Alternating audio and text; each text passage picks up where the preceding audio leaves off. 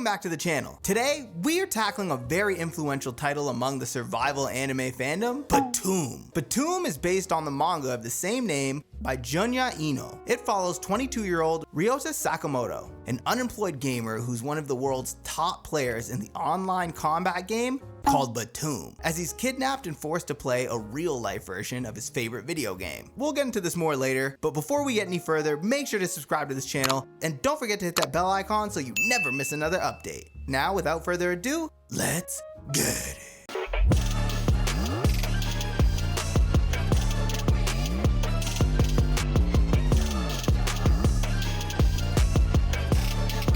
Btooom was created by Junya Ino. The manga was first serialized in Weekly Comic Bunch on June 19, 2009 and ran until March 20th, 2018. The anime adaptation was produced by Madhouse and first aired in Japan on October 4th, 2012 on Tokyo MX until December 20th, 2012, totaling 12 episodes. So, let's get into the story. Riota Sakamoto, a 22 jobless world-class gamer, is playing his favorite game, and that game is called, ready for this? Btooom. He's ranked top 10 in the world because apparently playing video games all day is how you become a celebrity. He's basically that friend we all have who's amazing at the game but doesn't want to do laundry.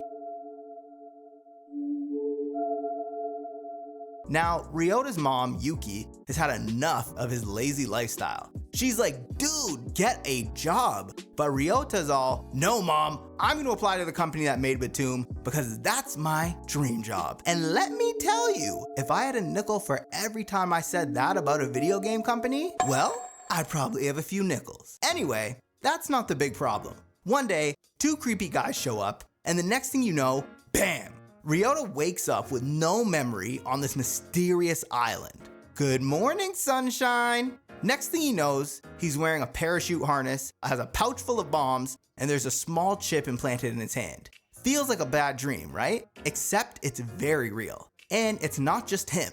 Other folks have been dropped here too. Turns out, they're all forced to play a real-life version of Btooom. Kill or be killed. Riota is horrified. He might be great at online games, but real life isn't exactly his specialty. His first big problem comes from a dude named Yoshiaki thinks he's in shoot first, ask questions, never mode. So he starts throwing bombs at Riota like it's a party game, except every pop could end Ryota's life. Riota tries to talk it out, but Yoshiaki isn't listening. So Riota sets a trap. He plants a timer BIM, what the bombs are called in this show, on a cliff, leaps into the ocean and leaves Yoshiaki to explode like some Doom cartoon character. This horrifying moment is Ryota's welcome party to the island. Congrats, you're now a real life killer. Sure, it was self-defense, but the emotional weight is crushing. He's shaking as he realizes that surviving this place might force him to do more terrible things. Meanwhile, we meet Himiko, a young woman with major trust issues, especially when it comes to men. She got tricked into coming here after some dark trauma involving her so-called friends. Before the island, she was invited to a band rehearsal that went sideways fast. Her friends got assaulted and she barely escaped. After that, her friend group basically blamed her and pushed her away. On top of all that trauma, she ends up on the island with a bag of bombs and a stun gun. She runs into a bunch of creeps, including Masashi Miiamoto, who stabs one of their pals for complaining about the food.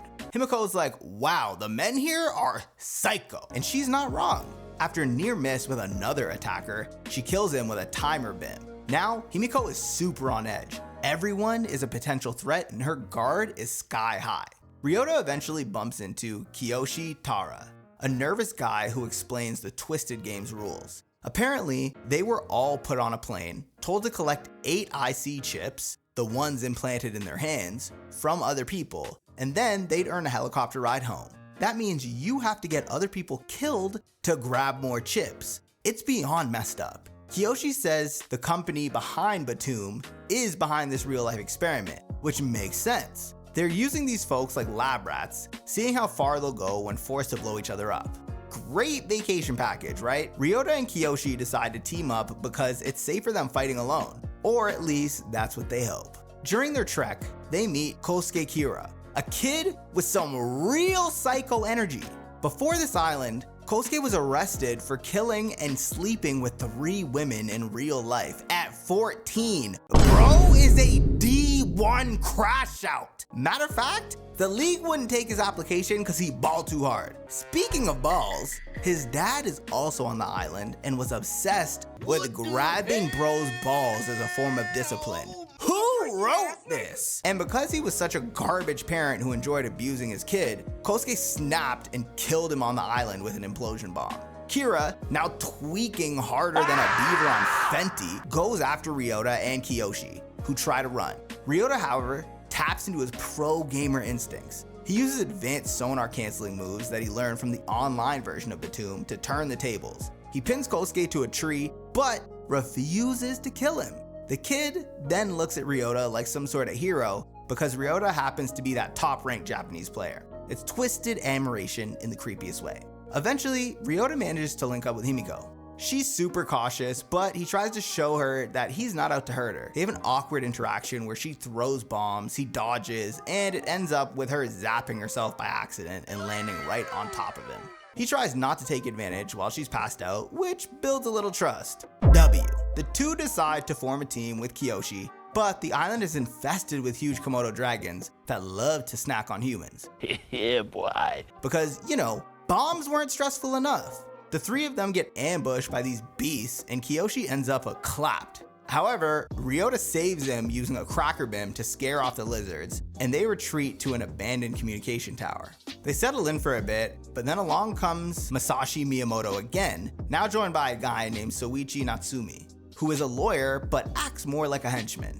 Masashi is big, tough, and he's clearly enjoying the island's brutal vibe. Riota tries the "we can find a loophole so no one has to die" speech, but Masashi basically laughs. He slices off Kiyoshi's fingers and kidnaps Himiko. Riota has no choice but to stage a rescue mission. Bombs fly and Soichi ends up blowing himself up, messing with one of Ryota's sabotage devices. Masashi then gets roasted by a blazing gas beam courtesy of Himiko. Riota finishes him off with a timer beam in a grand finale. It's savage, but they're finally safe from that dude's terror. At some point, Riota finds out that Himiko is possibly the same girl he married in the online Btooom game. Yes, you can get married in the game, it's a whole thing. She denies it because she's embarrassed and scared, but deep down, she knows he's that same hero from virtual life. Meanwhile, the company is watching everything from behind the scenes, treating this whole experiment like a horror movie. They're like, yo, look at this man dying right here. One of their employees, however, Tsuniki Ida, seems to feel guilty about it, but he's stuck with the rest of the suits who are monitoring the game. During their travels, Riota and Himiko meet Shiki Murasaki, a crazy-eyed nurse who lost her arm in a previous round of this frickin' death game. That means the company has done this island bomb match thing more than once. Shiki hates men because she was betrayed by a doctor named Masahito Date, who blew off her arm with a bomb to steal her ship.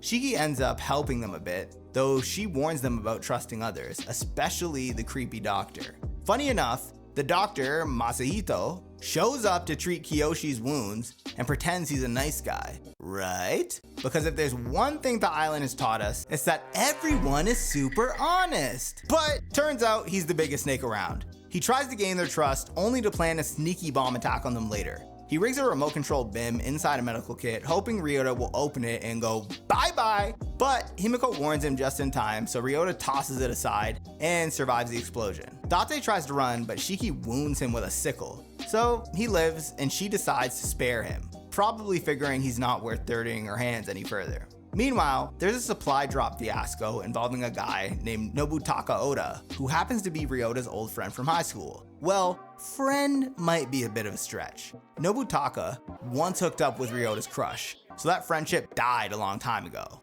Now, they're facing each other in a real-life bomb war. Nobutaka is crafty, setting bombs around the supply crates. Riota fights him for the supplies, but after some close calls, Nobutaka backs off when he realizes Riota is a top-tier Btooom player. The question is, does Nobutaka actually want to team up later? Or does he just plan to kill Riota when the time's right? Nobody knows, but the tension is high. While all this goes down, Kiyoshi Tara is spiraling. He started off as a nice guy, but let's be real, this island wears people down. After the Komodo dragon attack and losing his fingers, he's a mess. He's also discovered some dead bodies that he quietly loots for their IC chips. That means he has more chips than the rest of them, but the guilt is eating him alive. He wants to get home to his family, but he also knows betraying Riota and Himiko is messed up. Finally, he snaps. He aims homing beams at Riota, tries to blow him up, and then panics when it doesn't work. Cornered by Komodo dragons, Kyoshi apologizes for everything and sets off a bomb on himself, ending his life.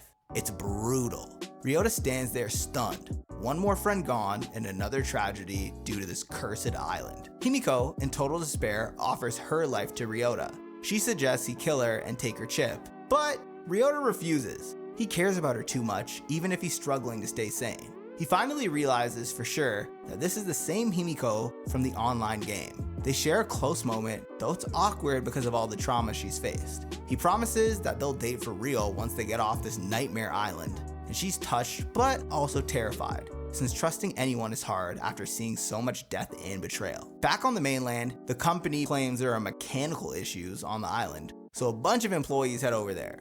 We know they're not exactly going to fix a broken vending machine.